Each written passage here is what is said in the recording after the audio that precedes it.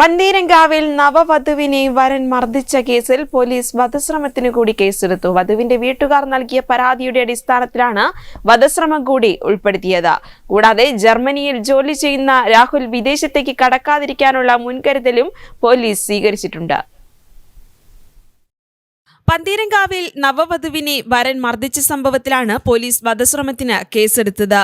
മുഖ്യമന്ത്രിക്കും വനിതാ കമ്മീഷനും എറണാകുളം ഞാറക്കൽ സ്വദേശിനിയായ വധുവിന്റെ വീട്ടുകാർ നൽകിയ പരാതിയുടെ അടിസ്ഥാനത്തിലാണ് വധശ്രമം കൂടി ഉൾപ്പെടുത്തിയത്. നേരത്തെ പെൺകുട്ടിയുടെ മൊഴിയനുസരിച്ച് വരനായ വള്ളിക്കുന്ന് സ്നേഹതീരത്തിൽ രാഹുലിനെതിരെ ഗാർഹിക പീഡനത്തിനായിരുന്നു കേസ്. പോലീസിന്റെ ഈ നടപടിക്കെതിരെ നവവധുവും ബന്ധുക്കളും ആക്ഷേപം ഉയർത്തിയിരുന്നു. തുടർന്ന് കേസുമായി ബന്ധപ്പെട്ട് ചൊവ്വാഴ്ച രാത്രി സിറ്റി പോലീസ് ഡെപ്യൂട്ടി കമ്മീഷണറും അസിസ്റ്റന്റ് കമ്മീഷണറും പന്തീരങ്കാവ് പോലീസ് ഇൻസ്പെക്ടറും ചർച്ച നടത്തിയിരുന്നു. അതിനു പുറകെ വധുവിനെ ചികിത്സിച്ച ഡോക്ടറിൽ നിന്നും വിശദമൊഴി രേഖപ്പെടുത്തി.